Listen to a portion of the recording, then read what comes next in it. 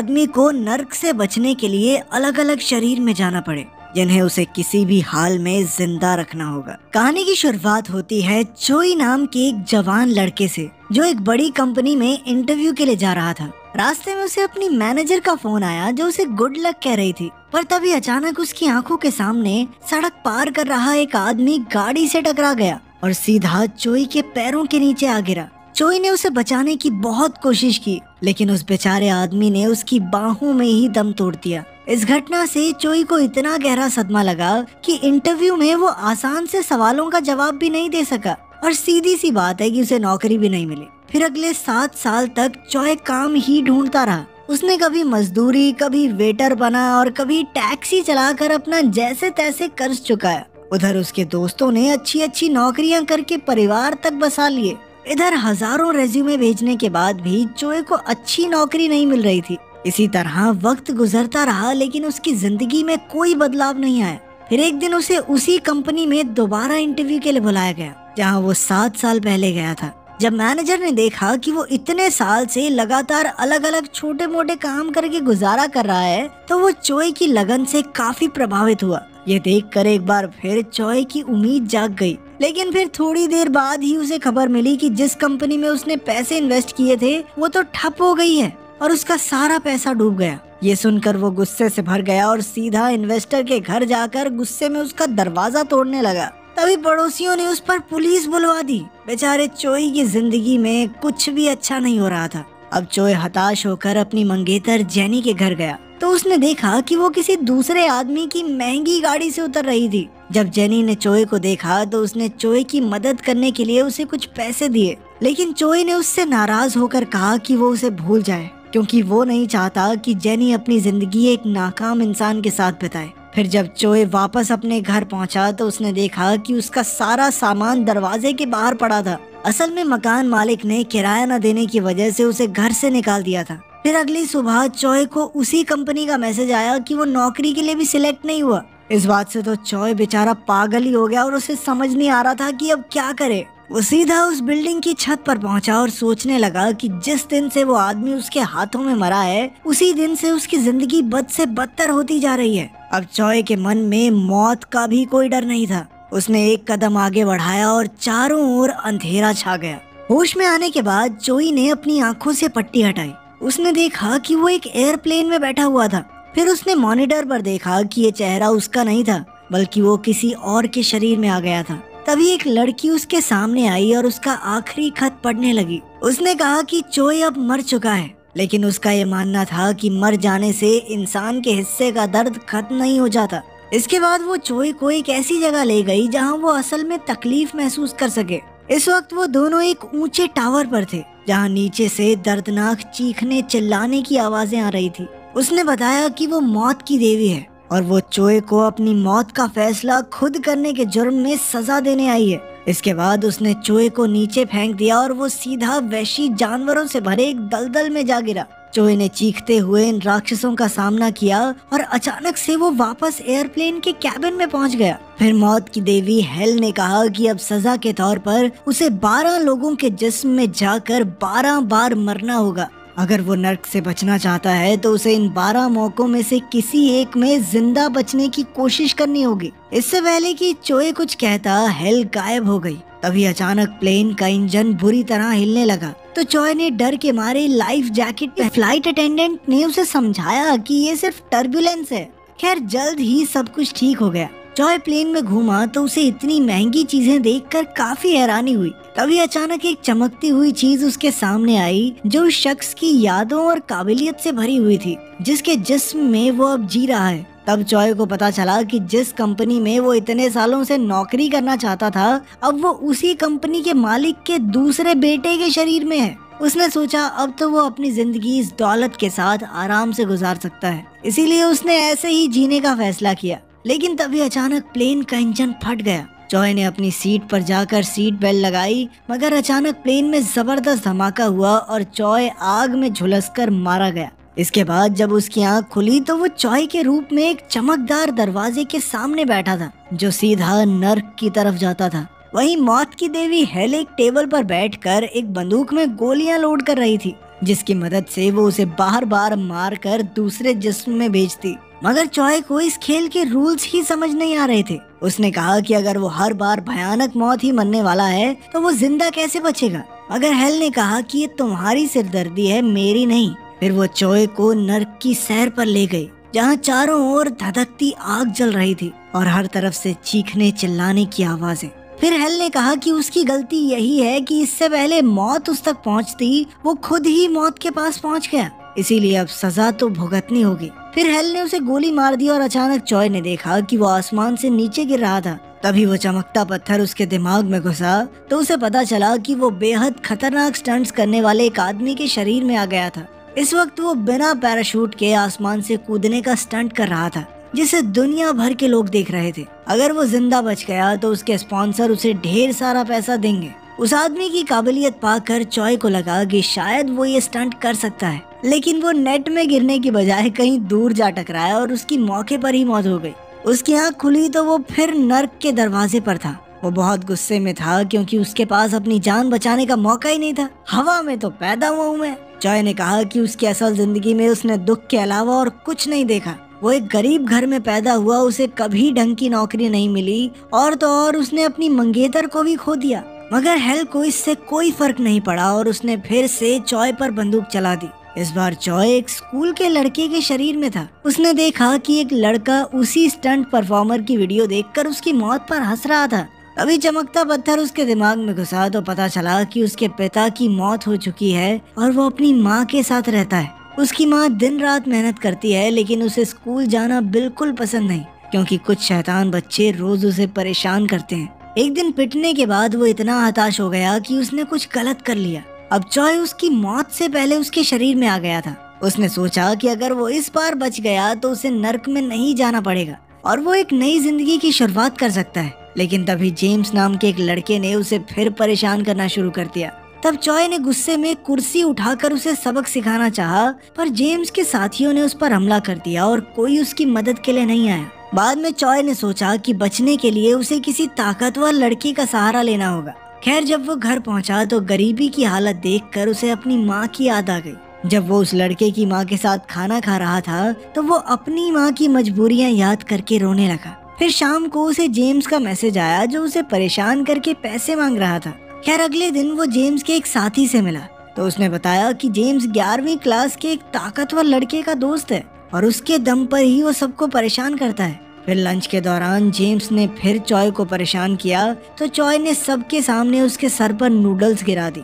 James ने गुस्से में अपने साथी को चॉय पर हमला करने को कहा, मगर उसने तो साफ इनकार कर दिया। असल में चॉय ने ही उसे बीच में आने से मना किया था, क्योंकि अब वो सब कुछ खुद करने वाला था। उधर जेम्स 11वीं क्लास के लीडर टॉम से मदद मांगने गया तो टॉम अपनी गैंग के साथ चॉय को सबक सिखाने पहुंचा। लेकिन चॉय को देखते ही वो हैरान रह गया कि क्या जेम्स एक छोटे से लड़के से अकेला नहीं निपट सकता। इस पर जेम्स शर्मिंदा हो गया। जब टॉम ने चॉय पर हमला करने की कोशिश की तो वही जेम्स का साथी चॉय की मदद करने आगे आया। वहीं मामला खत्म हो गया और फिर चॉय ने ताकतवर बनने के लिए हर रोज कसरत शुरू कर दी। लेकिन जेम्स को उसके दोस्तों ने कुछ ज्यादा ही छेड़ दिया था कि पिद्दू से लड़के से पिट गया तू। और एक शाम उसे अकेला देखकर जेम्स ने एक पत्थर से उस पर हमला किया और उसकी जान ले ली। एक बार फिर चॉय की आंख नर्क के दरवाजे पर खुली और अचानक उसके सर में गोली लगी। इस बार वो फिर एक नए शरीर में पहुंचा जहां वो एक कुर्सी से बंधा हुआ था और उसके सर पर कपड़ा था। उसके आसपास मौजूद गुंडे उस पर अत्याचार करते हुए लड़की और पैसों का ठिकाना पूछ रहे थे। जैसे ही वो चॉय को हथौड़े से मारने वाले थे तो अचानक चमकता पत्थर उसके दिमाग में घुसा। चॉय को पता चला कि इस बार वो एक सीरियल किलर के शरीर में था, जिसे अपने बॉस की गर्लफ्रेंड से प्यार हो गया था। उस लड़की ने भागने में उसकी मदद मांगी तो चॉय ने बॉस के $10 मिलियन चुरा कर लड़की को दिए और उसे एक सुरक्षित जगह पर छुपा दिया। लेकिन जल्द ही बॉस ने उसे धर दबोचा। खैर, चॉय ने जोर लगाकर खुद को आजाद किया और फिर बत्तियां बुझाकर सभी गुंडों की छुट्टी कर दी। फिर चॉय ने बॉस का चुराया हुआ पैसा ढूंढने का फैसला किया, जिससे वो एक नई जिंदगी की शुरुआत कर सके। उसने दरवाजा खोला तो वो एक चलते ट्रक के अंदर था। अब वो एक मोटरसाइकिल लेकर भाग निकला और कई गुंडों का झुंड उसके पीछे पड़ गया। उन्होंने एक पुल पर उसे घेर लिया, मगर चॉय बड़ी चालाकी से उनके चंगुल से भाग निकला। मगर फिर भी कुछ गुंडे उसके पीछे आ गए तो वो सीधा एक बिल्डिंग की छत पर पहुंचा और वहां से एक पूल में जा कूदा। बॉस ने उसे तुरंत पकड़ने का हुक्म दिया। इधर चॉय भागकर समुद्र किनारे पहुंचा तो बॉस की गर्लफ्रेंड ने आकर उसे गले लगा लिया।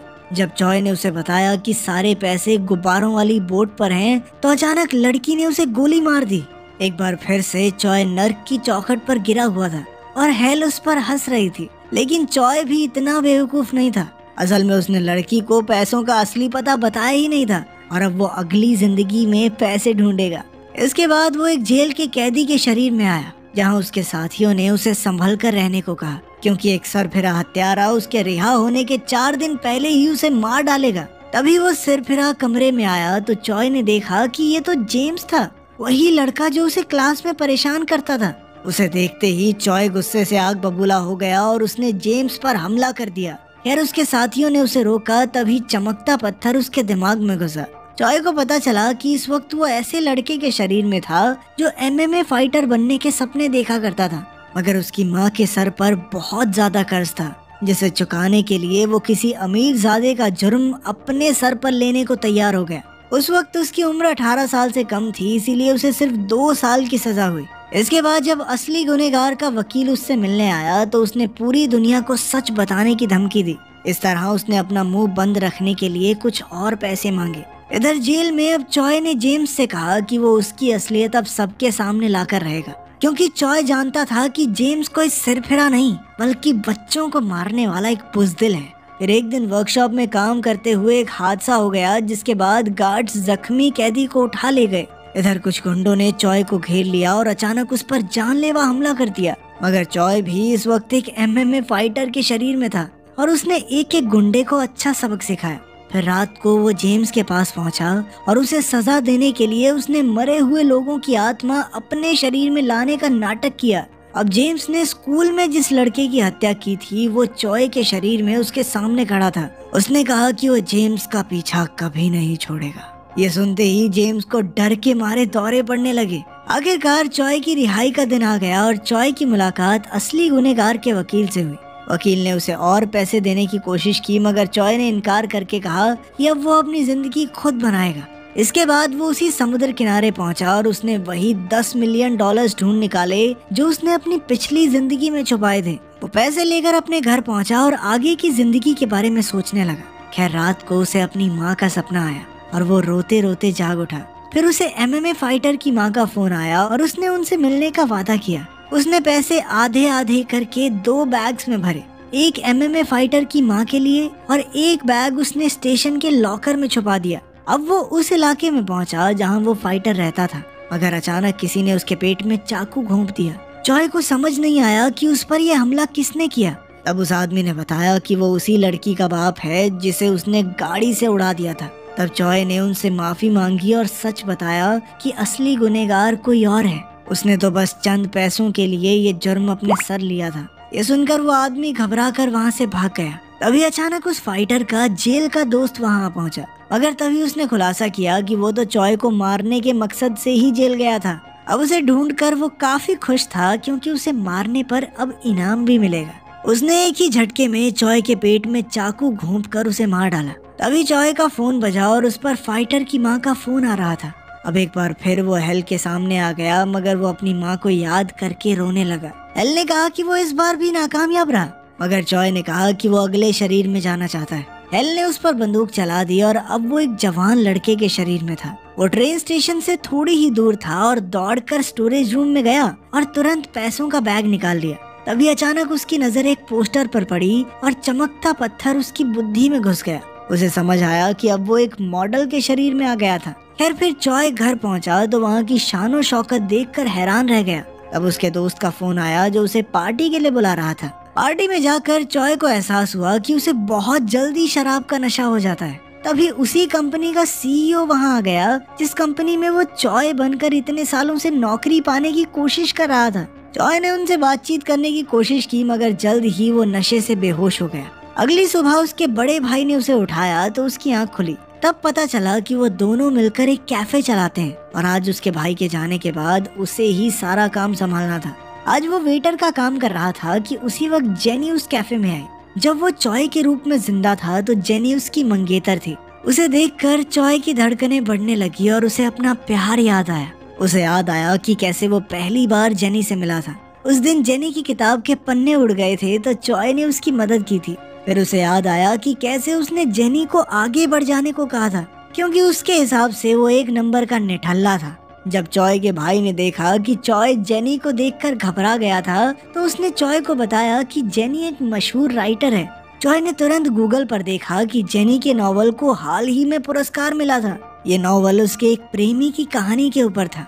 चॉय ने तुरंत वो किताब ढूंढकर पढ़ी तो उसे समझ आया कि जेनी ने ये किताब चॉय और उसके साथ बिताए हसीन पलों के बारे में लिखी थी। चॉय ने उसे कहा कि वो उसे मरते दम तक प्यार करेगा और कभी छोड़कर नहीं जाएगा। फिर जब वो कैफे में था तो उसे याद आया कि उसने जेनी की किताब पूरी होने पर उसे एक फाउंटेन पेन देने का वादा किया था। फिर चॉय ने शाम को ही पेन खरीदा और उसे जेनी के नाम लिखवाया, मगर उसने जेनी को वो पेन दिया नहीं। इसके बाद चॉय ने उसी आदमी को देखा जो उस दिन जेनी को घर छोड़ने आया था। वो अपने परिवार के साथ था और उसने जेनी को अपनी बहन बताया। ये सुनकर चॉय को एहसास हुआ कि उससे कितनी बड़ी गलती हो गई थी। फिर अगले दिन चॉय जेनी के लिए खास चाय लेकर उससे मिलने गया। उसने कहा कि वो उसकी नई किताब के लिए उसे एक कहानी सुनाना चाहता है। फिर उसने एक आदमी की कहानी सुनाई जो एक के बाद एक अलग अलग शरीर में जाकर मौत का सामना कर रहा था। उसने सब कुछ इतनी बारीकी से बताया कि जेनी उससे बेहद प्रभावित हुई। जेनी ने उससे इस शख्स का नाम पूछा, मगर चॉय ने बात बदलते हुए उससे उसका ऑटोग्राफ मांगा। तभी उसने देखा कि जेनी वही फाउंटेन पेन इस्तेमाल कर रही थी। असल में ये पेन उसे चॉय की माँ ने दिया था। उस दिन के बाद चॉय जेनी से हर रोज मिलने लगा और उसे हीरो के हर दिन की कहानी सुनाने लगा। जेनी ये देखकर हैरान थी कि ये सब कुछ एकदम असली लग रहा था। फिर एक दिन बारिश हो रही थी तो चॉय ने जेनी को एक लाल छाता तोहफे में दिया। इसके बाद वो कैफे में लौटा तो एक वेट्रेस से कांच का ग्लास टूट गया। तब चॉय ने कांच साफ करने में उसकी मदद की तो उसके हाथ में चोट लग गई। तभी अचानक दूर से पुलिस सायरन्स की आवाज सुनाई दी और रेस्टोरेंट में मौजूद लोग बाहर हुए हादसे की बात करने लगे। चॉय उसी पल बाहर दौड़ा और वहाँ लाल छाता टूटा देखकर उसका दिल टूट गया। उसे लगा कि हादसे में जेनी को कुछ हो गया, मगर जेनी तो सही सलामत उस पार खड़ी थी। चॉय की हालत देखकर वो उसके पास आई और उसके हाथ पर मरहम पट्टी की। उसे एहसास हुआ कि चॉय को लगा कि उसका कोई करीबी हादसे में चला गया। जेनी ये सब समझ सकती थी क्योंकि चॉय की मौत के बाद उसका भी यही हाल हुआ था। अब जेनी ने जाते समय कहा कि वो फिर से उससे नहीं मिलेगी क्योंकि उसकी कहानी उसे उसके प्रेमी की याद दिलाती है। कुछ देर बाद वो चॉय की कब्र पर गई और उसकी तस्वीर के सामने उसे याद करके रोने लगी। इधर चॉय दूर से ही उसे देख रहा था। उसके जाने के बाद वो खुद वहाँ गया और उसे अपनी असली माँ दिखाई दी। जब उसने उन्हें रोते हुए देखा तो वो खुद भी बाहर आकर फूट फूट कर रोने लगा और उनसे माफी की भीख मांगने लगा। बाद में उसने अपनी माँ को चॉय का दोस्त बनकर एक खत लिखा और उसे पैसों से भरे बैग में रखकर अपनी माँ के घर छोड़ाया। फिर अगले दिन वो जेनी से मिला तो उसे आगे की कहानी सुनाई। उसे सुनकर जेनी बेहद खुश थी और फिर चॉय उसे घर छोड़ने गया। रास्ते में जेनी ने कहा कि वो दुआ करेगी कि हीरो की कहानी का अंत अच्छा हो। तब उसे याद आया कि जब चॉय वेटर हुआ करता था तो जेनी ने उसे अपने दोस्तों से मिलवाया था। उसे फर्क नहीं पड़ता था कि चॉय एक वेटर है क्योंकि उसकी नजरों में चॉय की मेहनत सबसे बढ़कर थी। लेकिन चॉय तो यही सोचता रहा कि जेनी उसकी मौत से उभर जाएगी। खैर अब चॉय को अपनी गलती का एहसास हुआ और उसने जेनी से तहे दिल से जाकर माफी मांगी। उसने कहा कि उसने हमेशा जेनी से ही प्यार किया है। फिर उसने जेनी को सब कुछ सच बता दिया कि वही असली चॉय है और उसके साथ जो कुछ भी हुआ वो एक कहानी नहीं बल्कि सच है। उसने वादा किया कि अब वो जेनी को छोड़कर कहीं नहीं जाने वाला। लेकिन तभी अचानक एक गाड़ी उसके सामने आ खड़ी हुई। उसमें उसी कंपनी का मालिक था जिसमें चॉय ने इंटरव्यू दिया था। और तब चॉय को एहसास हुआ कि जितनी बार भी वो अलग अलग शरीर में आया वो इस आदमी से किसी न किसी रूप में जरूर मिलता है। जब एयरप्लेन हादसा हुआ तो शायद उसमें इस आदमी का हाथ था। इस बार उसने जेनी पर गाड़ी चढ़ा दी और फिर चॉय को भी बेरहमी से मार डाला।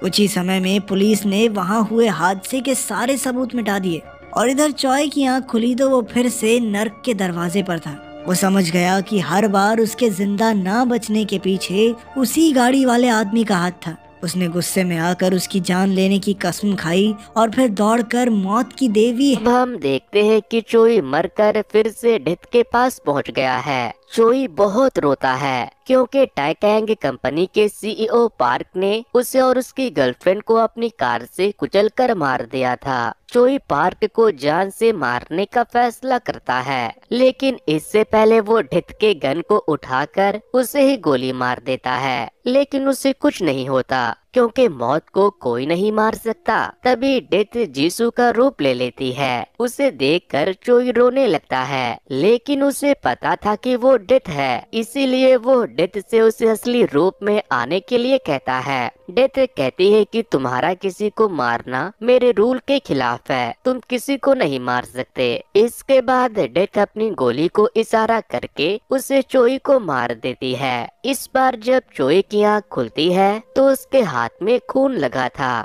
वो उस जगह को देखने लगता है। वहाँ पर बहुत सारा ब्लड भी होता है, जिनमें से बहुत ही बुरी बदबू आ रही थी। तभी ब्लड के एक बकेट से मेमोरी ऑर्ब निकलकर चोई के दिमाग में घुस जाता है, जिससे उसे पता चलता है कि इस वक्त वो जिसके शरीर में है उसका नाम जियोंग है, जो कि एक आर्टिस्ट था। लेकिन जब उसने एक आदमी की मौत से इंस्पायर्ड होकर एक पेंटिंग बनाई तो उसका वो पेंटिंग बहुत ही महंगे दामों में बिका, जिसके बाद उसने लोगों को मारकर उनके खून से पेंटिंग बनाना शुरू कर दिया। जियोंग ने 15 से ज्यादा लोगों को तड़पाकर मार दिया था और उसने उनके खून से पेंटिंग बनाकर बहुत सारे पैसे कमाए थे। जियोंग की पेंटिंग मिलियंस में बिकती थी। चोई को जब उसके बारे में पता चलता है तो वो बहुत ही ज्यादा घबरा जाता है, उसे उल्टियाँ होने लगती है। फिर वो जियोंग के एक पेंटिंग टूल से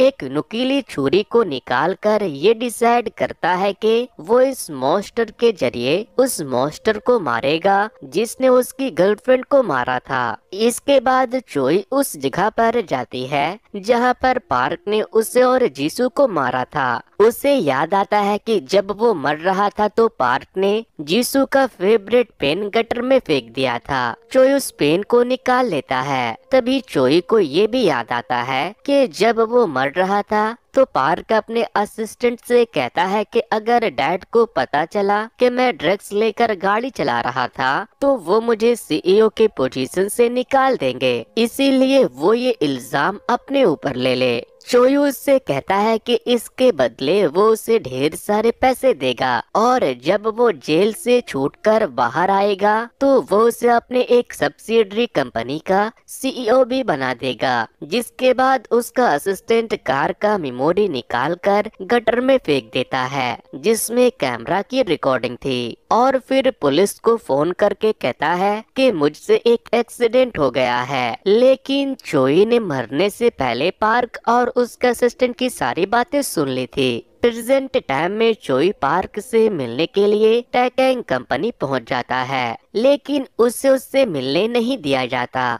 क्योंकि उसके पास पार्क से मिलने के लिए कोई भी अपॉइंटमेंट नहीं थी। फिर जब वो टाइकैंग कंपनी से बाहर जाने लगता है तो उसके नाक से खून आने लगता है। वो हॉस्पिटल जाता है तो उसे पता चलता है कि जियोंग को कैंसर है और उसके पास बस 1 महीने का ही वक्त बचा है। चोई हंसने लगता है। डॉक्टर उससे पूछते हैं तो वो कहता है कि 1 महीना मेरे लिए बहुत है। इसके बाद वो वहाँ से जाने लगता है तो तभी उसे उसके मैनेजर का कॉल आता है, जो उससे कहती है कि टाइकैंग कंपनी के सीईओ मिस्टर पार्क आपके पेंटिंग को खरीदना चाहते हैं। अब चोई जिससे मिलना चाहता था वो खुद उससे मिलने के लिए आ रहा था। चोई अपने आर्ट गैलरी में पहुंच जाता है जहां पर पार्क पहले से ही पहुंचा हुआ था। पार्क जियोंग से पूछता है कि तुम्हारा ये पेंटिंग किससे इंस्पायर्ड है, जिस पर वो कहता है कि 5 लोगों के खून से। पार्क को चोई की बातें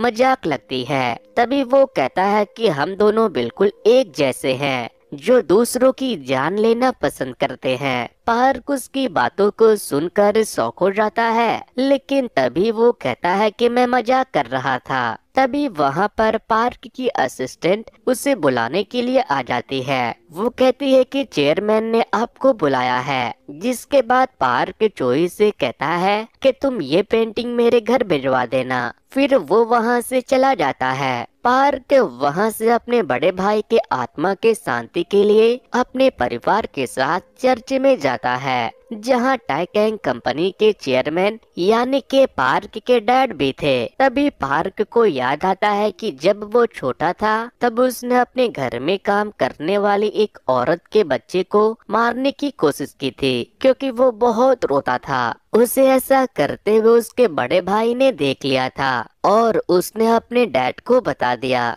जिस वजह से उसके डैड ने उसके बजाय उसके बड़े भाई को कंपनी का सीईओ बनाया। लेकिन अब जब उसका बड़ा भाई उस प्लेन हादसे में मर गया था तो उसके डैड को टाइकैंग कंपनी का सीईओ पार्क को बनाना पड़ा। चर्च से निकलते वक्त पार्क ड्रग्स लेकर अपनी गाड़ी बहुत ही तेज भगाने लगता है, जिससे कि दो पुलिस वाले उसके पीछे पड़ जाते हैं। और जब वो अपनी कार रोकता है तो वो नाम का एक डिटेक्टिव पार्क से नशे के मशीन में फूंक मारने को कहता है और उससे उसका आईडी भी दिखाने को कहता है। फिर वो उसे ओवर स्पीडिंग का चालान थमा देता है। तभी डिटेक्टिव वो को शक हो जाता है कि पार्क ने ड्रग्स ले रखा है, इसीलिए वो उसे कार से खींचकर बाहर निकालता है। लेकिन इससे पार्क बहुत गुस्सा हो जाता है और डायरेक्ट कमिश्नर को फोन लगाकर कहता है कि तुम्हारा एक ऑफिसर जिसका नाम वो है वो मेरे साथ बदतमीजी कर रहा है, जरा उसे बताओ कि मैं कौन हूँ। फिर पार्क फोन वो को देता है। कमिश्नर फोन पर वो को खूब गालियां देता है और कहते हैं कि अगर तुमने उससे माफी नहीं मांगी और उसने तुम्हें माफ नहीं किया तो मैं तुम्हें जॉब से निकाल दूंगा। वो पार्क से माफी मांगने लगता है, लेकिन इसके बाद भी पार्क उसे बहुत बुरी तरह से मारने लगता है। वो के साथ आया दूसरा ऑफिसर जी ह्योंग पार्क को रोकना चाहता था, लेकिन पार्क उससे दूर ही रहने को कहता है, इसीलिए वो वहाँ खड़ा बस तमाशा देखता रहता है। इसके बाद पार्क जी हयोंग से जाकर कहता है कि मुझे तुम्हारे जैसे समझदार कुत्ते बहुत पसंद है। फिर वो वहाँ से अपनी कार लेकर निकल जाता है, लेकिन उसके घर के दरवाजे के बाहर जियोंग खड़ा था। पार्क उससे पूछता है कि तुम यहाँ क्या कर रहे हो, जिस पर जियोंग उसके फरारी पर अपना जूता साफ करते हुए कहता है कि मैं पेंटिंग देने आया था। लेकिन पार्क को ये बहुत ही डिसरिस्पेक्टफुल लगता है, इसीलिए वो गुस्से में जियोंग को एक जोरदार पंच मारकर वहाँ से जाने लगता है। लेकिन चोई पार्क के ऊपर थूक देता है, जिसके बाद वो अपने कार से गन निकालकर उसे शूट करने लगता है। चोई उससे बचकर भागने लगता है, लेकिन पार्क उसे शूट करके मार देता है। लेकिन चोई मरा नहीं था, वो उठकर पार्क से उसका गन ले लेता है। वो जब उससे पूछता है कि तुम्हें गोली क्यों नहीं लगी, तो चोई उसे अपना बुलेट प्रूफ जैकेट दिखाता है। इसके बाद चोई पार्क को किडनैप करके जियोंग के लैब में लेकर पहुंच जाता है, जहां जियोंग लोगों को टॉर्चर करके उसके खून से पेंटिंग बनाया करता था। चोई जियोंग की तरह पार्क को स्ट्रेचर पर लेटाकर टॉर्चर करने वाला था, लेकिन तभी कैंसर की वजह से वो खुद बेहोश हो जाता है। फिर जब चोई की नींद खुलती है तो वो खुद को स्ट्रेचर पर बंधा हुआ पाता है। तभी पार्क उससे कहता है कि तुमने उस पेंटिंग को 15 लोगों के खून से बनाया था और सही कहा था तुमने, हम दोनों बिल्कुल एक जैसे हैं। फिर पार्क उसे बताता है कि मैंने पहला मर्डर रोड पर एक एक्सीडेंट में किया था। ये वही आदमी था जिसे बचाने की कोशिश चोई ने की थी, जिसके वजह से चोई अपने इंटरव्यू पर कंसंट्रेट नहीं कर पाया था।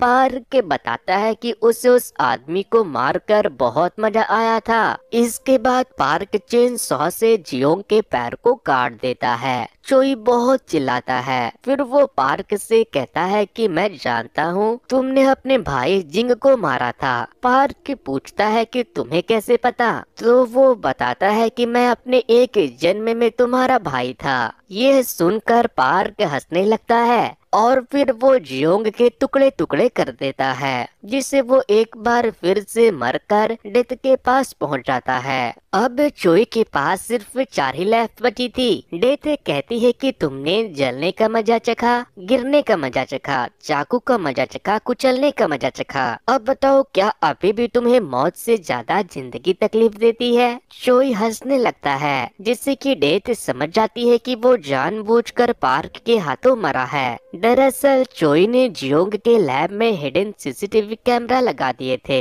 ताकि वो दुनिया वालों को उसका असली चेहरा दिखा सके, और वो चाह कर भी उसे मार नहीं सकता था क्योंकि डेथ ने उसे ऐसा करने से मना किया था। इसके बाद डेथ उसे फिर से मार देती है। इस बार चोई की जब आंख खुलती है तो हमें पता चलता है कि इस बार वो एक पुलिस ऑफिसर के बॉडी में है, और ये वही ऑफिसर जी हयोंग है जिसके कलीग को पिछले बार पार्क ने मारा था। वो एक चोर से डरकर भाग रहा था, लेकिन तभी वो उस चोर को मारकर पकड़ लेता है। तभी मेमोरी ऑर्ब चोई के अंदर आकर घुसती है, जिससे उसे पता चलता है कि उसका नाम जी हयोंग है। उसके डैड एक बहुत ही बहादुर पुलिस ऑफिसर थे, लेकिन एक क्रिमिनल को पकड़ते वक्त उनकी जान चली गई। फिर जब जी हयोंग बड़ा हुआ तो वो भी अपने डैड की तरह एक पुलिस ऑफिसर बनना चाहता था, लेकिन उसकी मॉम अपने हस्बैंड की तरह अपनी बेटे को खोना नहीं चाहती थी, इसीलिए वो उसके पुलिस बनने पर बहुत परेशान और दुखी रहने लगी। जिसके बाद जी हयोंग अपनी माँ से वादा करता है कि वो किसी भी खतरनाक काम में नहीं पड़ेगा और किसी भी हाल में अपनी जान बचाएगा। जिसके बाद सभी लोग उसे डरपोक समझने लगते हैं। फिर एक दिन उसकी माँ मर जाती है, लेकिन फिर भी उसके अंदर का डर खत्म नहीं होता।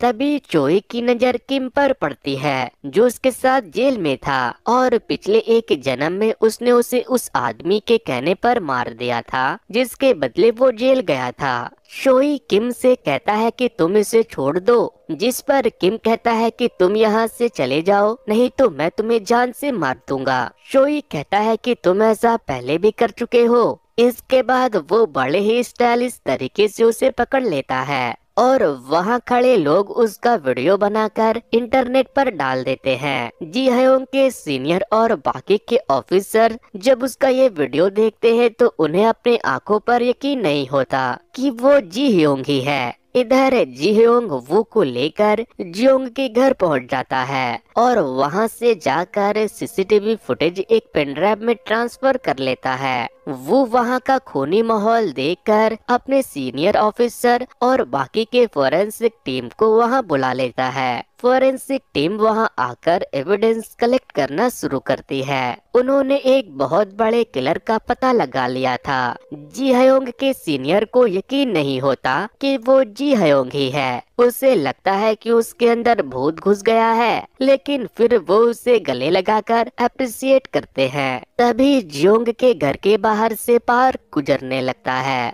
चोई उसकी गाड़ी रुकवाता है। पार्क उसे पहचान जाता है कि ये वही ऑफिसर है जिसके कलीग को उसने मारा था। जी हयोंग कहता है कि आपने ये सुना ही होगा कि क्रिमिनल क्राइम करने के बाद क्राइम सीन पर लौटकर जरूर आते हैं। पार्क कहता है कि मैं कुछ समझा नहीं। चोई कहता है कि कुछ नहीं, आप दूसरे रास्ते से चले जाइए, यहाँ पर मर्डर हुआ है। जिसके बाद पार्क वहाँ से चला जाता है, लेकिन इतने बड़े किलर को पकड़ने के बाद जी हयोंग के नाम की खूब चर्चा होने लगती है। लेकिन पार्क को लगने लगता है कि जी हयोंग उसके बारे में कुछ जानता है। नेक्स्ट डे चोई पार्क का जी हयोंग का मर्डर करने वाला सीसीटीवी वीडियो एक न्यूज एंकर को दे देता है, और उसे उसके न्यूज पर चलाने के लिए कहता है। उसने अपने टीम को वो फुटेज इसलिए नहीं दिया था क्योंकि उसकी पुलिस टीम पार्क के इशारों पर नाचती थी। फिर जब चोई पुलिस स्टेशन आता है तो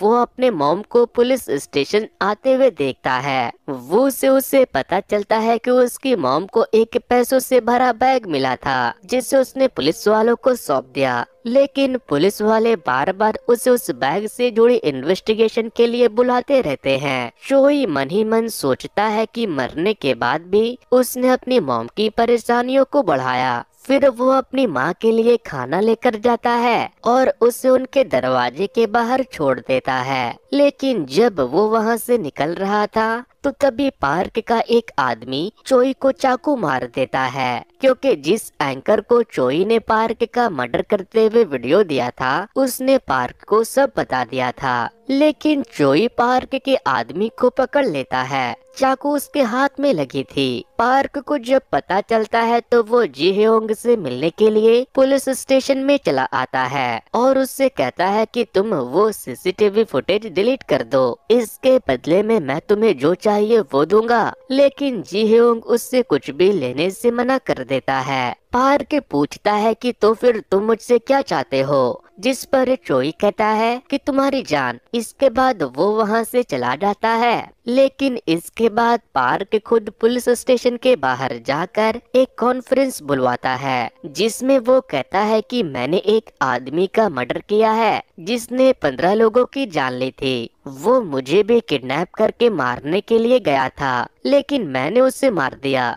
जिसके बाद सभी लोग पार्क को मसीहा मानने लगते हैं, जिसने बड़े बहादुरी से एक सीरियल किलर को मार दिया था। ये खबर सुनकर चोई बहुत परेशान हो जाता है, क्योंकि पार्क ने अपने प्रॉब्लम को बहुत ही अच्छे से अपॉर्चुनिटी में बदल दिया था। पुलिस भी पार्क का कुछ बिगाड़ नहीं पाती, वो आराम से छोड़ जाता है। इसके बाद पार्क अपने प्राइवेट जेट से एक बिजनेस मीटिंग के लिए कहीं जाने के लिए निकल जाता है, लेकिन तभी उसके प्लेन के इंजन में आग लग जाता है। फिर जब वो जाकर केबिन में देखता है तो वहाँ पर पायलट भी नहीं था, प्लेन में सिर्फ वही बचा था। वो प्लेन में पैराशूट ढूंढने लगता है, लेकिन उसे एक भी पैराशूट नहीं मिलता। तभी प्लेन में ब्लास्ट होने से वो नीचे गिर जाता है, लेकिन ब्लास्ट के बाद खुदकिस्मती से पार्क के हाथ एक पैराशूट लग जाता है। फिर जैसे ही वो जमीन पर लैंड करता है, एक कार आकर उसे ठोकती है। तभी हम चोई को देखते हैं। दरअसल प्लेन के इंजन में बॉम्ब रखवाना और पायलट का प्लेन से कूद जाना, ये सब चोई ने ही करवाया था। इसके बाद चोई पार्क का गला दबाकर उसे मारने लगता है। उसे मारते वक्त उसे जीसू की याद आ रही थी, लेकिन तभी आसमान से हरामजादी डेथ गिरती है और चोई को ये नेक काम करने से रोक देती है।